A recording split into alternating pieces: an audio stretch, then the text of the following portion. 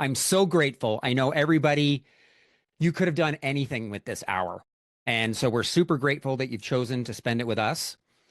I know we've called this a round table, but I don't see a round table. I know we've called it a fireside chat, and I don't see a fire. I think this is a lot like a podcast. And here's the best thing about podcasts is we can learn while we're doing other things. So I know you're all incredibly busy. You're probably doing other things. Maybe you're working out, folding laundry, doing email, and that's all okay. I'm going to ask everybody at the end of this session to add in one number in the chat. And that is the number of times we said something that pulled you away from the other things you were doing, that said, wow, what was that? What did she say? And made a note of it. Because to me, that's the best measure of success. I'm hoping that number is 20. I'm hoping it's not 0. But that's my only ask, other than adding questions, is at the end of it, put a number in the chat about the number of things that you took away that you can take back to your job and help you think differently about 2026. Okay, so that's a lot. That's the most talking I'm going to do for the next hour. I'm going to ask each of our 3 amazing panelists to introduce themselves. You can talk very, very briefly about who you are and what you do, but also ask or answer this question. If you had a billboard and millions of people could see it, and you could put anything on that billboard, you could put a picture or a meme or a quote that represented the number one thing that you wanted people to take away from this, what would it be? Okay, so your billboard along with your name and what you do. And we will start with Kristi.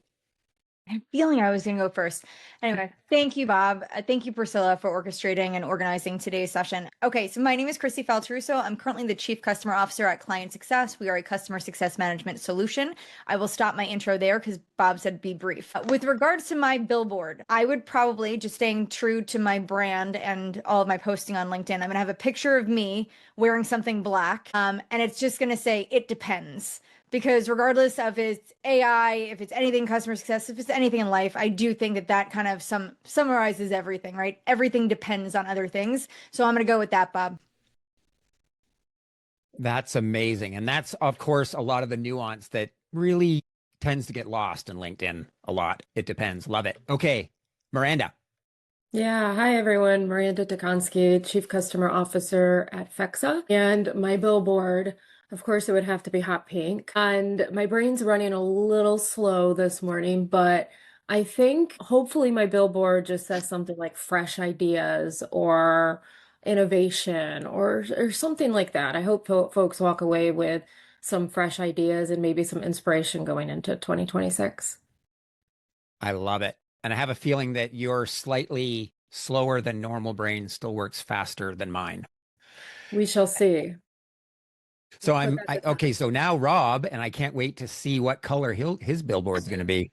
Pleasure to be here. Honestly, I'm looking around the room. I see so many friends, faces, names that I feel like I'm just in a group of my friends, and my wife would make fun of me for that because many of whom I've met on LinkedIn. But it's honestly, it's a pleasure to be here. If I don't know you already, I'm Rob. I'm a 3-time customer success leader. I built and scaled 3 customer success teams, resulting in 1 unicorn company.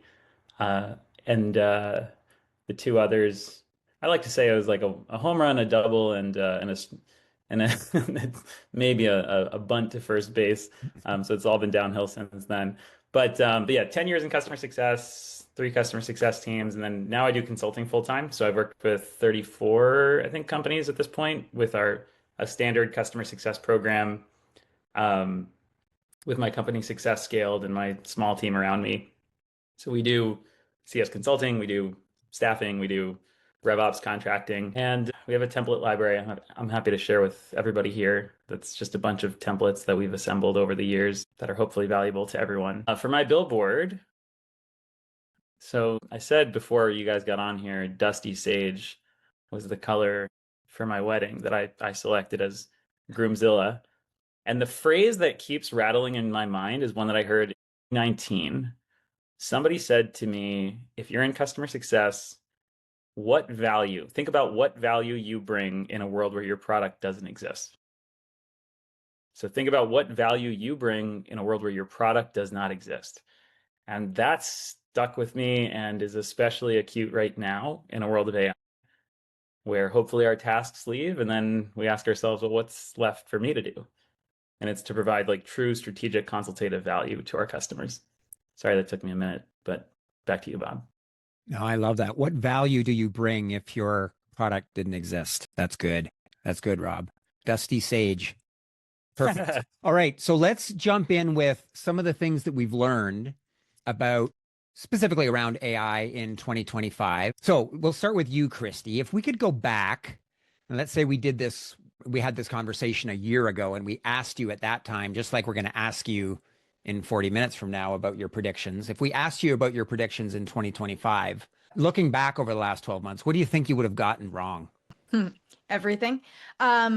So in 2024, I published an article that was my philosophy on where AI was headed. And I said, everything AI for customer success is going to be proactive, predictive, productive, prescriptive, and personalized. All right. I love alliteration. So I said, those were my 5 Ps. AI is going to touch on all of those things in support of customer success.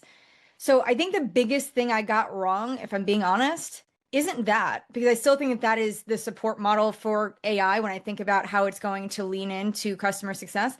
I thought we'd be further along, if I'm being very honest with you. I think my predictions and my forecasts in 2024 and early 2025 were that we'd have more in place than we actually do today. So that's where I got it wrong, is I thought that more would be operationalized around customer success, specifically using AI. Yeah, the promise of predictive, proactive, those other Ps. I'm guessing maybe you expected that we'd be at 7 and we still feel like we're at 3. I feel like we've got a lot. I think the big thing that we did is we dialed in what we want or what we expect, but it's still not a reality yet, right? Yeah. The execution of those, I think we're still living in a land of promise, and that's okay, I guess, but I thought we would be further along. What about you, Rob? What are the things that you would have gotten most wrong with your predictions a year ago? Yeah, well, I got a lot wrong, but in this case, I really overestimated the extent to which AI can do math. And I came up close with this problem when I know a lot of people in the room know a mutual friend, Mickey Powell. Mickey and I spent a good amount of time trying to think about how to build the best AI forecasting tool for customer success teams. And we came across a lot of limitations that have, recently caused us to sort of put this idea on the back burner. But one of which is that AI, like I have an academic background is in psychology and research methodology as an extension of that. And we came across so many situations where like AI would just either make stuff up or the math would be entirely wrong. And that bothers me, not just on principle, but it scares me because I think the world has instead shifted almost entirely toward agentic workflows, which I also didn't totally see coming. And if you combine like the inaccuracies with the agentic workflows, it just gives me a little bit of pause with what the future might hold. But I have had highlights, of course, and many other impressive use cases, but that's the main one, AI doing math. I think, it's funny. I think we can all think back on a time where we, gave even like what you and Mickey were doing was probably pretty advanced, but even a basic like, hey, give ChatGPT a spreadsheet with a bunch of things, and I could do this, and I could create a pivot table, and I could do a bunch of trend analysis, but let's just see what it does. And it delivers you something really impressive, and you're like, wow, I could copy and paste that into a presentation. You're like, maybe I should check this first. And you go in, it's like, what? This is completely made up. And the most interesting thing about that might be, Rob, is just a fundamental misunderstanding of how AI works. Because I think most of us think, well, it's got to be good at math. I mean, it's a computer. It's ones and zeros. That's probably the thing that it's best at. And so it just is a reminder that, not only do we have to build trust in these things, but we're bringing all kinds of assumptions into the things that it's good at, that it's not good at. And it's really it's going to catch us one of these days if it hasn't already.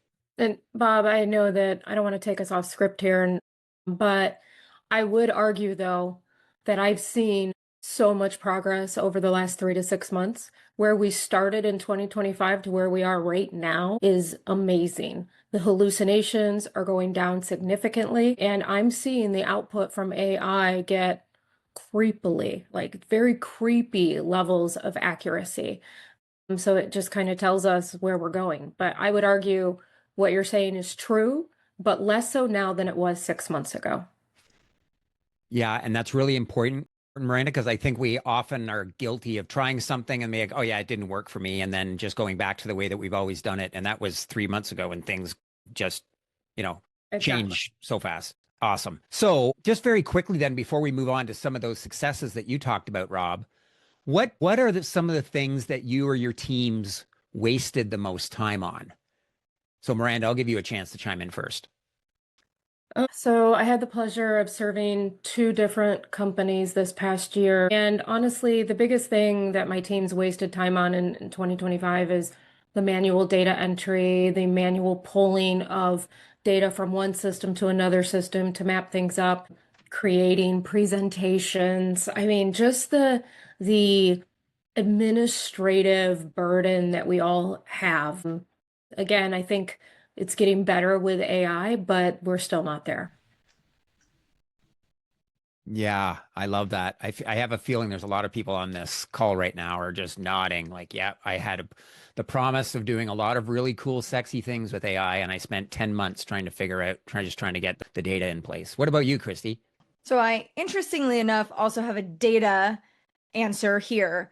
But what I saw, because don't forget, the other privilege that I have is working at client success. I get to work with customer success leaders and teams all the time in a very consultative way, and I get to see and hear what they're doing.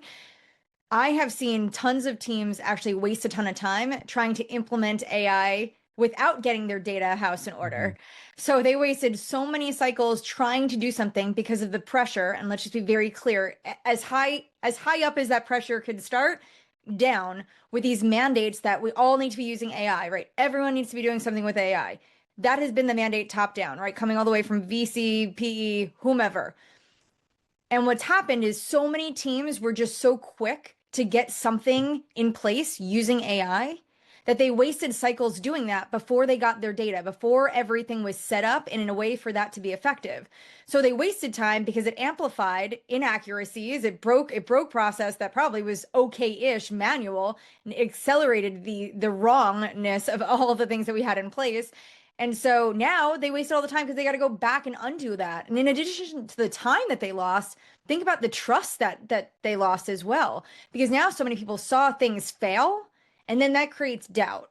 And so I think in addition to that, we now have wasted all of this time and cycles around what that does to the business and how we might operationalize things in the future. Yeah, and that massive chasm that you talked about, the gap between kind of what leadership's expecting and the people on the ground that are tasked with making this stuff work. The people on the ground are trying to figure out how to make something work, but those expectations at the leadership level haven't changed. It's just the trust, it's been broken at the ground level a lot, and the chasm just seems to be getting bigger. Yeah, I mean, it's been unfortunate, but I mean, most of the conversations I had with leaders was I need, like, again, I work for client success. So our product, right? I was just getting conversation after conversation with customers saying, I just need the product to do something AI because I have to prove back to my leadership team that we're doing something with AI. So I don't care what it is. Tell me what it is. Help me use it. And I'm like, whoa, whoa, whoa. I mean, this is definitely letting the cart lead the horse here because why are we working backwards? Like, what are you trying to solve for? And it would almost be like, I honestly, at this point, I don't care. Show me something that AI can solve so I can go back to my team and say, we're driving some level of efficiency gains because of it. Crazy. Yeah. Okay, I'm have a feeling that a lot of people listening are feeling better about themselves, maybe a little bit, that a lot of people still don't quite have all of this figured out like we thought we would a year ago. But let's talk about some of the things that we have been able to achieve and where AI has kind of delivered something really valuable, whether we expected that or not.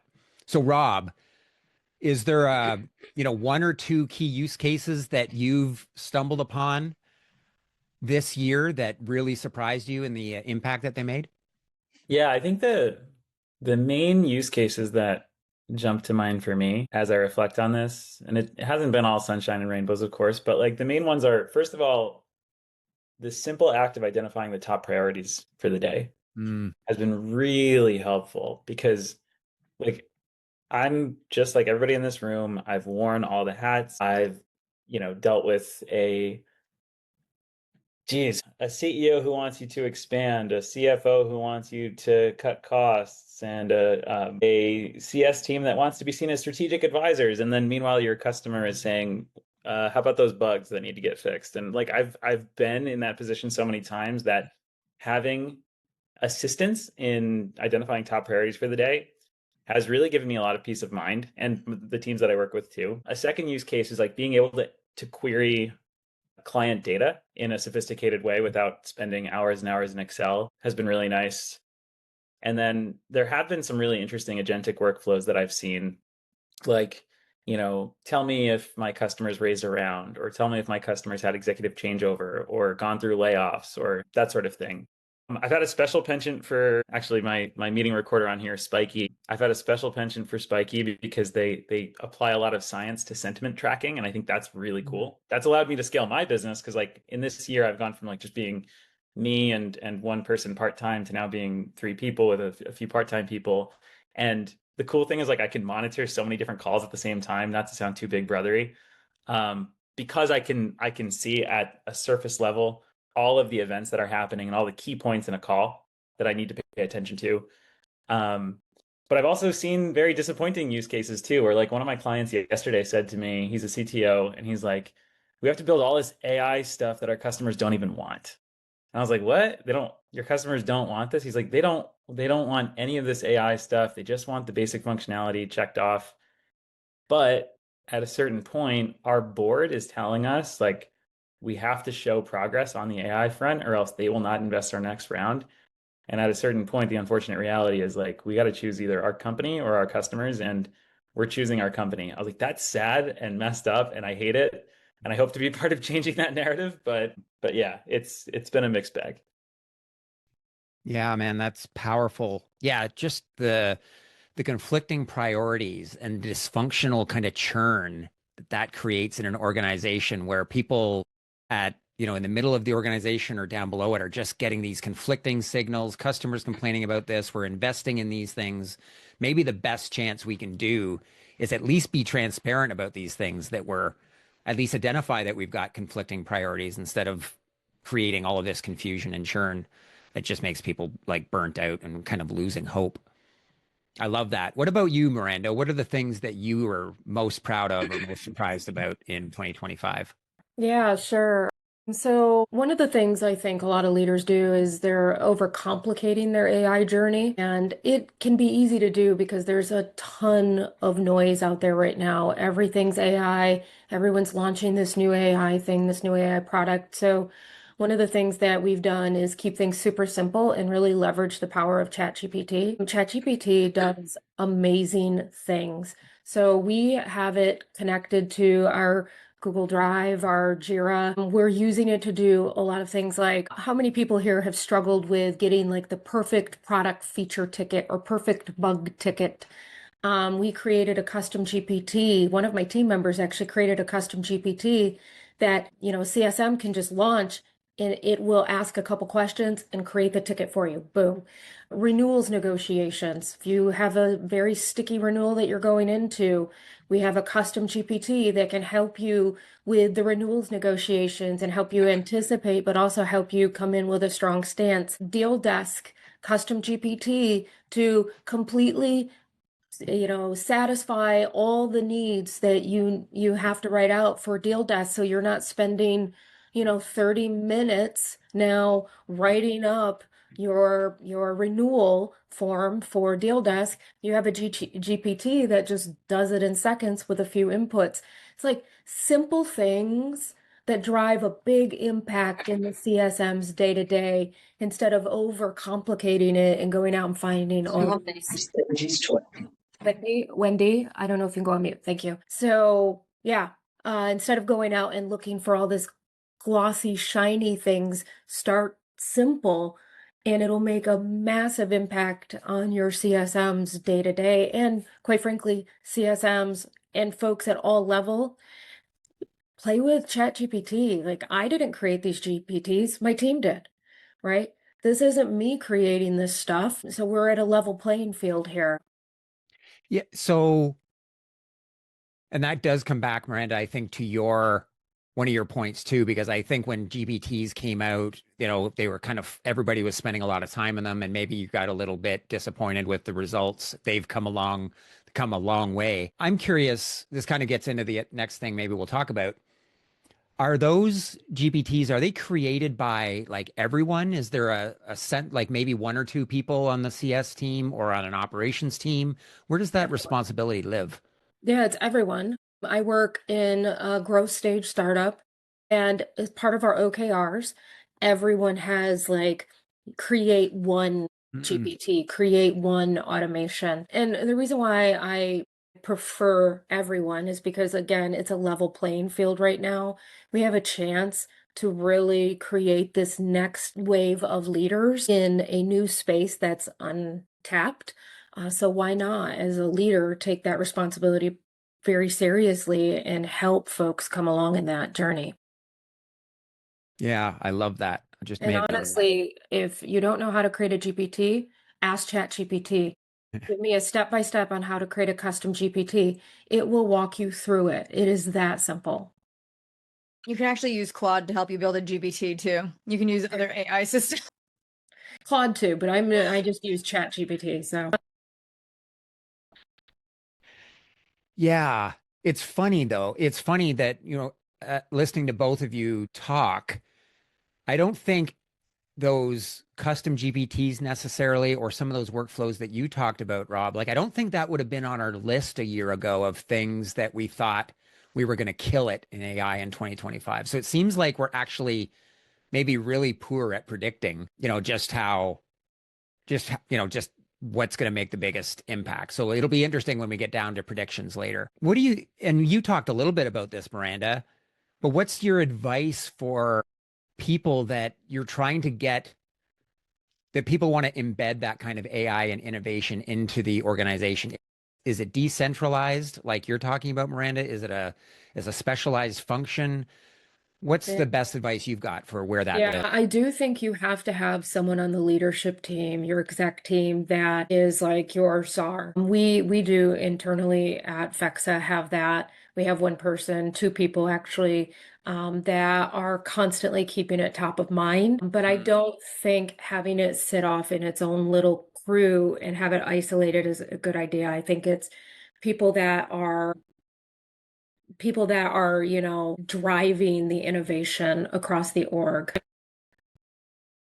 Yeah. So sort of having a czar or a chief, momentum officer around AI, for example, but it's kind of democratizing it across. Sure. Yeah, we were, of course, talking to our board about this, and they highly suggest having, people in multiple departments, but at all levels as well, Yeah. that are doing show and tells and stuff like that. And we're definitely doing that within our four walls. In our company meeting, we'll have, somebody from various departments do show and tells and show what they're creating to drive inspiration.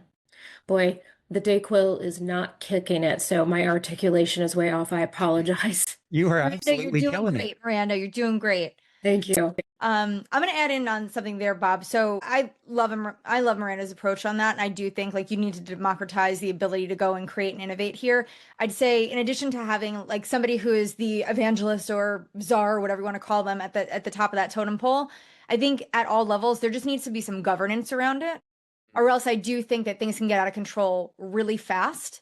Because again, with the GPTs catching up, that's cool. That's great. I love to see the innovation there. Like all of these systems, all of the tools, they're getting infinitely better every day, but you need to have some governance around this because with so many people testing and trying, especially things that are going to create or alter an experience for their customers, there needs to be governance, right? Like, how are we checking and validating that this isn't going to create more friction or that the data is correct, right?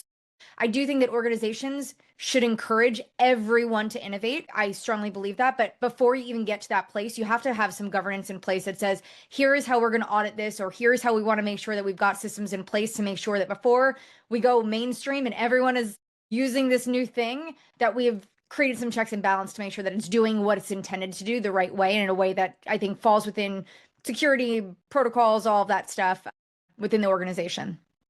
Yeah, I agree with that too. And at my previous company, we took it even And I was in cybersecurity at my previous company. We took it even a step further to where you didn't get access to any AI tools until you passed a course on appropriate usage and your responsibility with the information and the data that you used and also extracted. We haven't taken it that far here, but when you're in a role like cybersecurity and also you have access to, a lot of PII that's very sensitive, there definitely needs to be that layer. I agree with you, Kristi. Yeah, and it's almost like you need a mini lightweight like go to market process or something. Like you wouldn't have developers in your organization just spinning up features and releasing them into the wild. In a similar way, we probably can't just have everybody creating a bunch of things and using them that are going to kind of collide with each other. So maybe at least some sort of way of like, okay, we've got an idea here. This is great. We've done it, testing it. Now it's being released into the set of tools that everybody can use. Otherwise, you'll have 3 different GPTs for negotiation and 5 different GPTs for analyzing sport tickets. And it just becomes, and then there's going to be a come to Jesus moment at some point. We're like, okay, we got 60 tools here. But I think that's where the leader of each department comes into play, right? So we have our OKRs and we've listed out what each individual is going to create, and it goes into a shared repository. There has to be a process around before you're creating a new GPT, take a look at what's already out there. And if that GPT doesn't meet your needs, let's have a conversation and figure out what the next iteration of that GPT should be, right? Definitely agree with you, Bob. We want to make sure that we have consistent output so the experience that we're providing to the customers isn't disparate or, widely varying from CSM to CSM or support rep to support rep. And I love that point about OKRs too. That's definitely on my list of takeaways. So let's talk about one of our favorite subjects, kind of team structure, skills, and new roles that might be emerging.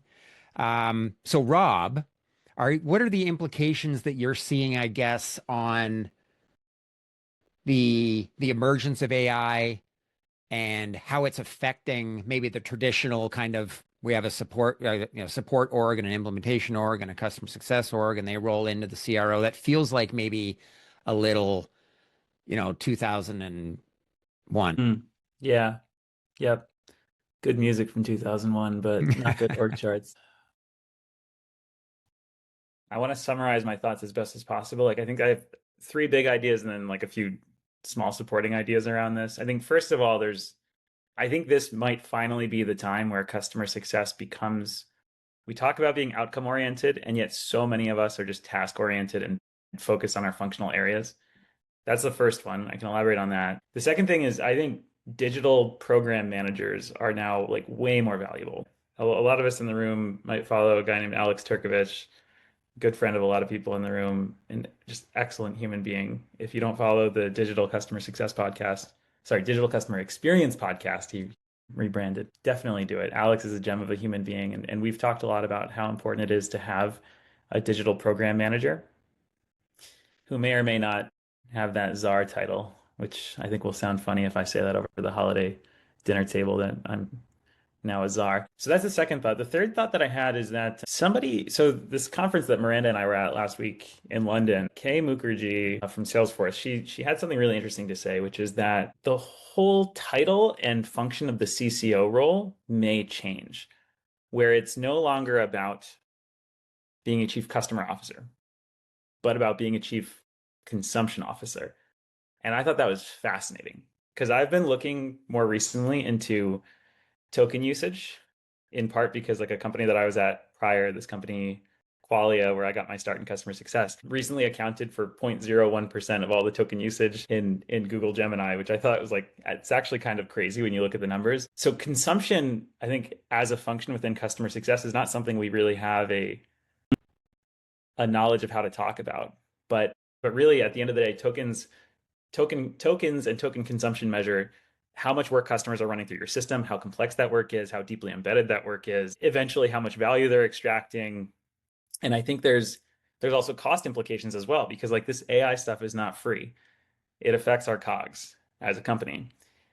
So I think the correlation between customer outcomes and company outcomes is growing actually quite strong and even stronger as time goes on, and has knock-on effects on whether these AI usage is actually profitable for your company. So the quick call to action there is like, don't necessarily think of your role just as a like, what AI can I use day to day? But like, as your company product roadmaps change to incorporate AI, there are a lot of big consumption effects that you might want to measure with your customer base that may never have been measured in the history of your company. So one, absolutely love Alex. I think you were one of the people that introduced me to him Oh yeah. years ago. And that podcast is actually amazing at highlighting really valuable, useful AI digital experience stuff. So it's great. Yeah. And I think one of the things that people are realizing, because the draw to SaaS was develop a single line of code and sell that single line of code to as many people as you can at 80% margins. And that's a freaking great business and one that everybody loves to invest in. There's never been a variable cost really to it before, which is, there's all kinds of knock-on effects. But now, oh my God, yeah, that whole cost structure of what it takes to support an organization means that we've got to align it around outcomes, or people aren't going to continue paying for something that they're not getting value out of. Man, that's good. I love that. What about you, Kristi? What are you excited or expecting to see or already seeing around kind of structures and skills? I think beyond seeing a redefinement of like, what are the skills required to do all these roles? And I think about it across the entire experience org. So support, services, success, right? Everybody that kind of lives in that post-initial sales organization. I think skill redefinement is a no-brainer, but I think we're going to see a couple things take place sooner rather than later. The first one is going to be CS ops for me. I think historically CS ops has been primarily focused on the tech stack.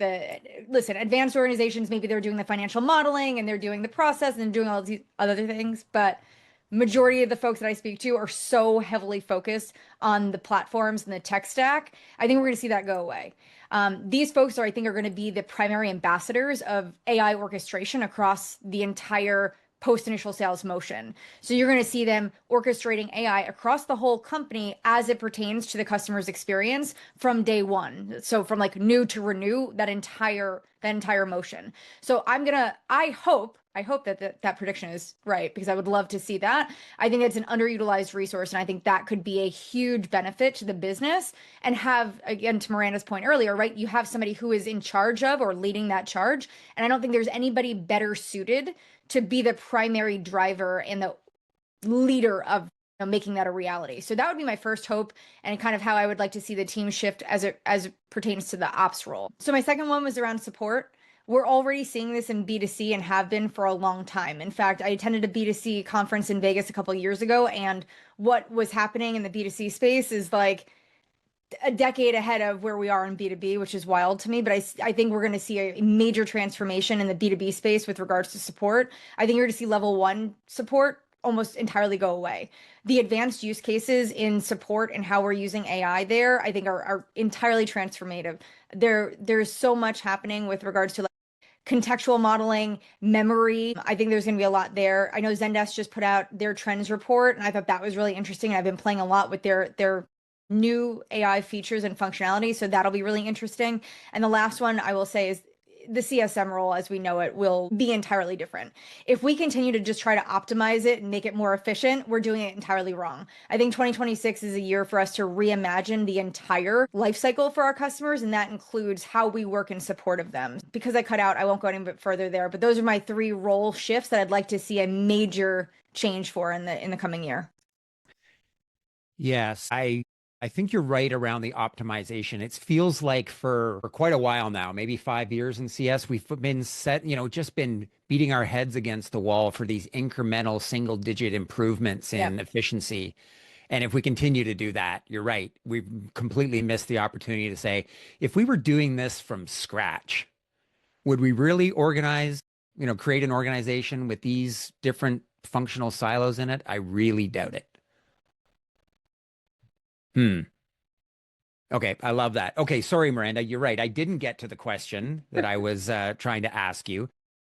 I guess for people on the call that are struggling with maybe some of the expectations from leadership, et cetera, around AI and what they should be focused on. What do you think CSMs should be focused on this year that maybe wasn't as important last year or the year before? Yeah, I'm gonna mention two things, and these are not revolutionary. One has nothing to do with AI, which is a shocker because that's what we've been talking about pretty much for the last 40 minutes, right? And I'll start with that one. So I specialize mostly in B2B enterprise play. So, larger contracts, definitely B2B. So this is where my perspective is coming from. And I think CSMs have got to get comfortable with negotiating renewals and really focusing on, where the green spaces within their portfolio, whether they're doing the upsell or they're partnering with a salesperson to do the upsell. They've got to get better at this.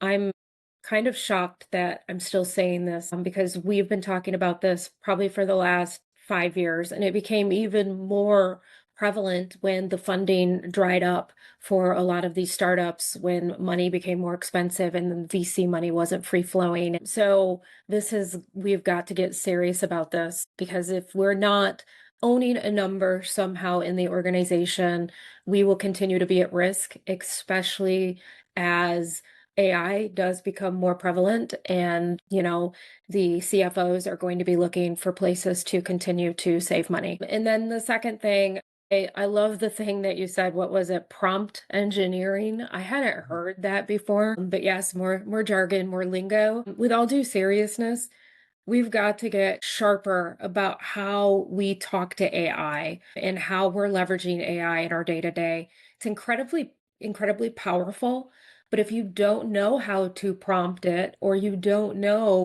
how to give it the appropriate inputs, it is what Michael Boyd said, garbage in, garbage out. Maybe it wasn't garbage in, garbage out. Garbage in, garbage stays. Yes, thank you.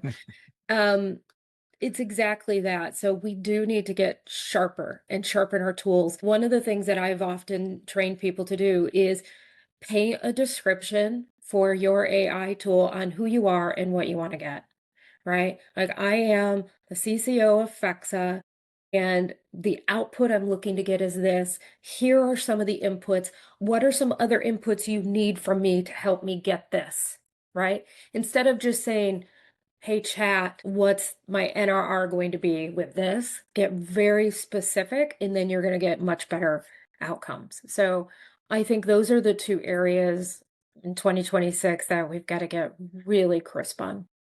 Yeah, I love that, Miranda. Rob, what are the skills you want you coach CS leaders to sharpen up on? I have sort of a yes and. So I think prompt engineering, it's funny. I remember, I don't know about anyone else's Twitter feeds, if they got slammed with these like tweets that were like, the next 7-figure job is going to be prompt engineering. I was like, really? Don't trust what you read on Twitter or X or whatever you want to call it. But I would say yes, prompt engineering. Yes, we in this room should all be honing our skills in prompt engineering. And you know who's really good at that is AI itself. AI is really good at teaching you how to build better prompts. And so you can have, I've often had like 2 screens up at the same time, one helping me develop prompts to feed into the other. And then there's a lot of cool stuff you can do beyond that. But we have to move beyond prompt engineering. And I think the way we move beyond that in terms of skill sets for CSMs in particular, first, totally agree with what Miranda is saying, that having a well-developed commercial acumen is not only like, it's never been more important in customer success, it's also never been easier to get resources to develop your sales and commercial skills, your revenue ownership skills. I have several bots trained on objections and rebuttals. And that's a really important thing for me, where like, if I expect that I'm going to be coming up against objections from customers, or my teams that I'm working with are coming up with objections, well, they can simulate that conversation before it happens. And it used to be the case that, your colleagues weren't free and your boss wasn't free, and you've just got to go do it live. And I don't think we need to do that anymore. So that's one thing, is I would say sales skills, commercial skills. 2 is, I think, like, we are going to be expected to be a lot more creative with how we implement AI. I think everyone in this room, if you're planning to ever interview for another job, you could be hit with a question where it's like, build an agentic onboarding workflow for our business that you're interviewing for. Go build it. How would you do it? Walk me through the whole process. Your tool selection, your stages that you'd go through, the costs anticipated, the risks, the benefits, how you'd measure the outcome of this program. So we're going to be like, the standards are no longer, okay, here, my onboarding playbook lives in a Google Doc. That's just not the case anymore. But we all need to have like a very well-developed language and knowledge of the full landscape of AI tools that are out there. But the third thing I was going to say is that it's never going to change that we really need to be good at user interviews and user conversations. Because what AI is good at a lot of things, it's not very good at listening. It's not very good at listening to your customers. So I think that's where the ability to excel in a deep dive user interview with a customer to truly understand what is value to them and the extent to which that predicts their renewal and expansion tendencies is going to be incredibly important. So when those tasks that are making up your 9 to 5 get wiped off your plate, come back to that question of like what value you provide in a world where your product or tool doesn't exist, because you're going to have some of those conversations with your customers to continue to prove your value to the organization. So a couple things I love about that. For anybody that's listening that might feel a little overwhelmed at the prospect of having become sort of an expert at all of this, it's just helpful to remember that nobody on this call knew anything about this stuff 2 years ago. And all the time that we spent learning, you can learn it in a fraction of the time because it's gotten so much better. So all of those things you talked about, if people are feeling like they're kind of being left behind, number one, everybody feels that way all the time. And the tools exist for you to level up your game pretty quickly. So I hope people take that away. And the other thing too is this is a conversation about AI and the future of it. We could easily have a conversation, another hour conversation about all the things that AI really sucks at and the things that we can't lose like empathy and curiosity and creativity, and how those things are just equally as important so we don't lose ourselves and lose the things that make us uniquely talented at connecting with other people. So I think that was really good too. Hey, Bob, can I jump in and add something here? Please. So just two little like cheat things if you're not doing this already. I say this all the time, but YouTube is the greatest university there is out there. If you're not leveraging YouTube to learn these things, you're crazy. The other place is if you're like me and have ADD and I cannot like listen to a video for more than 10 minutes, TikTok has amazing content in short form, easy to digest little sound bites. I follow a ton of people who are sharing really, really cool use case workflows, technology. I live on TikTok. I'm ashamed to say that, but I do. And the amount of content, both like shopping and AI or customer success, it's tremendous. So please like go out there and just like start to consume the content in these areas because so much of it is being shared. You don't have to learn it on your own. And honestly, like I kind of feel like what I'm learning in those places, YouTube and TikTok specifically, is like leaps and bounds ahead of what I'm consuming on LinkedIn. It is like, I think the LinkedIn content around AI is like 1.0 compared to some of the cool stuff that I'm seeing in other channels. So if this is your primary place, LinkedIn, to go and consume that, I'm telling you, go accelerate your learning and go over there. The second thing I just want to add on to Rob's point about the creativity and it being used in interviews, I'm helping a couple companies right now staff their leadership for 2026. And I get to go and grill them on the customer success stuff. And every single leader that we've seen present so far failed to talk about AI in their interview process. And we're doing panel presentation style interviews at this round. And I go back to them. I'm like, now tell me how you would solve that with AI. And they sit there and look at me like I got 10 heads and nobody has a good response. And I'm just telling you, that is the future of the conversations, especially at the leadership level, that you can expect to see if you're interviewing. So be prepared, come up with those creative solutions because I promise you, they are looking and listening for those. Yeah, I love that, Kristi. Thanks for jumping in on that. So, I want to end a couple of minutes early because I'm sure a lot of people have other places to be at the top of the hour. I want to give our three rock stars here a couple of minutes just to share what you're most excited about in 2026. And remember, we're going to be back here in 12 months from now talking about how well you predicted the future. So what are your predictions for 2020? Oh, you had to go with me first. I didn't get a chance to ask ChatGPT what I should say. Just kidding. Look, I think in 2026, we're going to start seeing some consolidation of some of these AI tools that have been launching over the last year or two. So we're going to have some clear front runners. Social proof is going to start emerging as well. I'm a big social proof person. I'm not as experimental as others because I have very limited budget. I don't have budget that I can just go out and play around with this tool and that tool. So I think in 2026, we're definitely going to see some clear front runners solving problems that we need to have solved in customer success. Also, I think on the talent side, we're going to start seeing folks really rise up and become leaders in AI in the CS world. Right now, I would argue to say that there aren't many folks that I would coin as experts, even if they put themselves out there as experts. And so I think we're going to start seeing many people emerge, and it's an amazing time we're in, because if you're somebody who desires to be an expert in something, this is definitely something that you could be coined an expert in, because right now I don't feel like there are a lot of front runners. So I think those are a few things that we're going to see in 2026. God, I love that. Yeah, the emergence of brand new experts too, and fresh voices. 100%. Rob, what about you? It's funny. I feel like time is a flat circle. I feel like customer success was kind of started with these like lofty ambitions about making customers successful. Go figure. And yet, over my last 10 years in customer success, I've seen so many times where we forget that responsibility and that goal, and we reorient toward our company first outcomes. And that's okay. It happens. I understand. I mean, it's especially true over the last 2 or 3 years, since, as Miranda was saying, the venture capital markets dried up, and that affected a lot of us. But I think 2026 could be the year where customer success does customer success. And what that means to me is not revolutionary and it's not groundbreaking, but it could be this long-awaited shift from tasks to outcomes that so many of us have been looking for and waiting for. And maybe for the love of God, we're finally not spending 60, 70, 80% of our days firefighting. And we can actually focus on the proactive retention, expansion, and value outcomes that we're trying to achieve.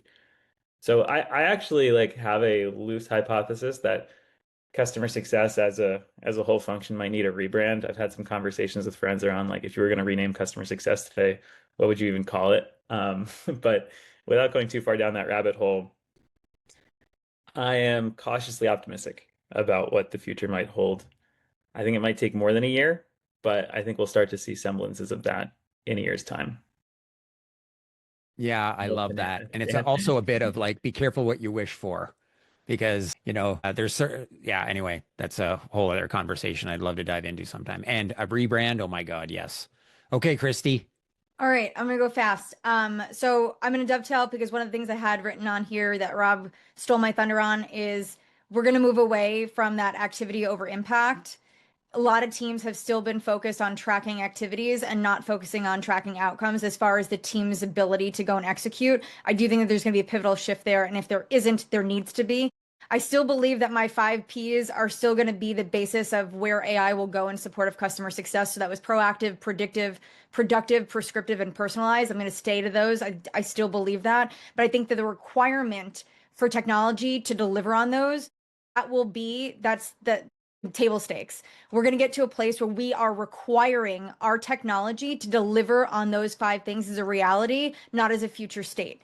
And then the last thing I'm going to say, and nobody's going to want to hear this, I think we need to take the entire approach to customer success, throw that baby out with the bathwater. Everything that we're doing today is only going to get us incrementally better. We have to reimagine what customer success can be and should be in the future.